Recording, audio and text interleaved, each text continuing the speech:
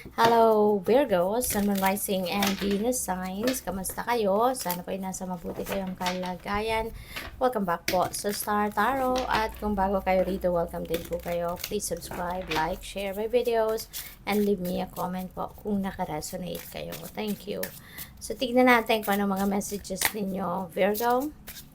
Messages from the Divine. So, first message ninyo, care gracefully aging. Wow. So, ang na-pick up ko right off the bat is retirement, no? Baka ang iba sa inyo nandoon na sa puntong you're going to retire na or maaaring kayo ay retired na, 'di ba? Nag-retire na siguro ang iba sa inyo dito and maybe you're just focusing on yourself now, 'di ba? At ang maganda rito, maybe you are gracefully aging, 'di ba? Kahit may edad na, mataas na yung bilang ng edad, but hindi yon hindrance, no, para kayo ay mas lalong magpaganda, mag-glamorize, mag-improve ng inyong physical appearance. Hindi yun sagabal na edad ninyo para mas i-empower ninyo yung inyong sarili, mas i-improve ninyo yung inyong sarili.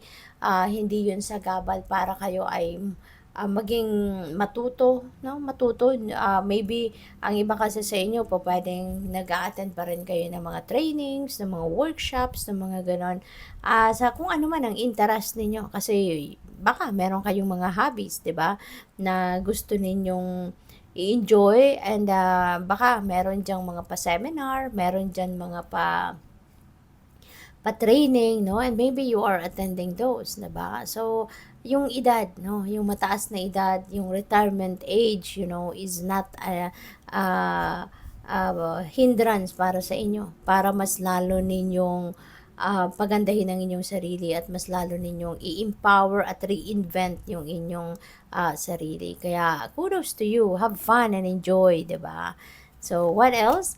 We have house. Ayan. So, baka ang iba sa inyo dito nagbe-business, no? And maybe that is home-based business. O pwedeng ganun ang ganap. Feeling ko din dito, ang iba sa inyo baka nagpaparenovate ng bahay or maybe nagpapatayo ng bahay or baka you are shopping for a house. Baka gusto mong bumili ng bagong bahay. So, po pwedeng ganun ang ganap dito for some of you. So, we also have official person. Maybe ang iba sa inyo din dito, Virgo, is dealing with an official person. Maaring police, militar, mga ganon, ano. Baka meron kayong mga conversations with them, or baka meron kayong i-konsulta sa kanila, or maybe you are going to be dealing with politicians or mga mataas ang katungkulan, no, sa kanilang sa kanilang trabaho. Pwedeng ganun ang ganap. What else? We have number 36, distant horizons. So, pwedeng may travel ang iba sa inyo rito. Maybe you are planning to travel somewhere na maaring malayo. No, maaring malayo. So, this could be an international travel that you are planning to do siguro very soon, no? Or pwedeng meron kayong mga balita, no? Maaring meron ditong mabalita kayong matatanggap na ang balitang yan maybe will be coming from someone na baka nasa abroad or nasa malayong lugar, no? So, ayan. So, tignan natin kung ano pa mga messages ninyo. And before I go on, I would like to say hi muna and shout out po sa ating beloved channel member na si at Jonah Payuyo at yahoo.com Clarice at ano nga number yon, saglit lang po. Pasensya na. 453. Ayan, Jonah Payuyo, yahoo.com Clarice 453. Hello po sa inyo and thank you for being here. Thank you for your support sa channel. God bless you. Hobbies. Ayan. So, maybe, ang iba sa inyo talaga, no, this is the perfect time na babalikan ninyo yung mga hobby ninyo, no? At baka ito yung ini-enjoy or i-enjoy ninyo at this time. So, good luck and have fun, diba? What else? We have forgiveness. Napakaganda naman ito. Magpapatawad na si Virgo. Maaring kayo ay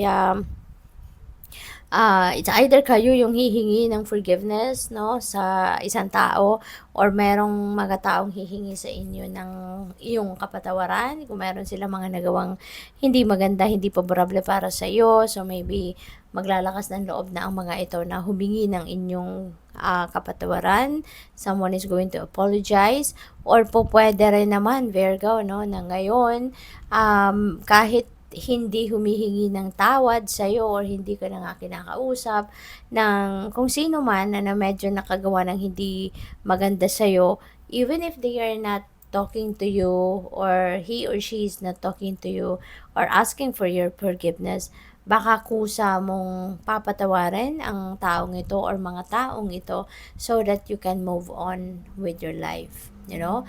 Because, di ba, pag nagpapatawad tayo, hindi naman talaga natin ginagawa yan para sa kanila. No, we're not doing it for them, but we are doing ourselves a favor by forgiving them, para na tayo ay matanggalan na tayo ng tinik sa dibdib, matanggal na yung bigat, yung burden natin sa balikat natin. No, kaya para na tayo makapagsimula ng bagong buhay. So, po pwedeng may mga ganon, no, na situation ang iba sa inyo rito. So, we have false person. Mag-iingat kayo. Kasi there could be someone, no, na maaring nagpapanggap, no, maaring nagpapanggap na sincere sa'yo, maaring nagpapanggap na very loyal sa'yo, maaring nagpapanggap na siya ay isang tunay na kaibigan sa'yo, or kung ano pa man. Maybe, 'di ba? Kaya mag-iingat kayo, no, sa mga tao na nasa paligid ninyo, kasi may mga tao dito na hindi dapat pagkatiwalaan. May mga tao dito na hindi po pwedeng mag-share ka sa kanya ng mga importanteng impormasyon, detalye, whatsoever. At kaya maano ka very intuitive ka, Virgo. Gamitin mo yung intuition mo. Okay, para na mapansin mo, manotice mo yung taong ito na yan ay niloloko ka lang. Okay? Kasi mahirap na, 'di ba? Dami-dami na talaga ngayong mambubudol, hindi ba?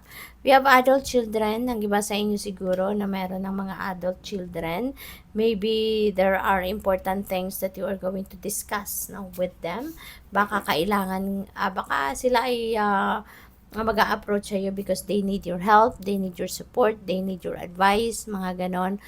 Kaya, ayun, maybe isa ito sa mga pagtutuunan ninyo ng pansin sa ngayon, no? Yung inyong mga adult children.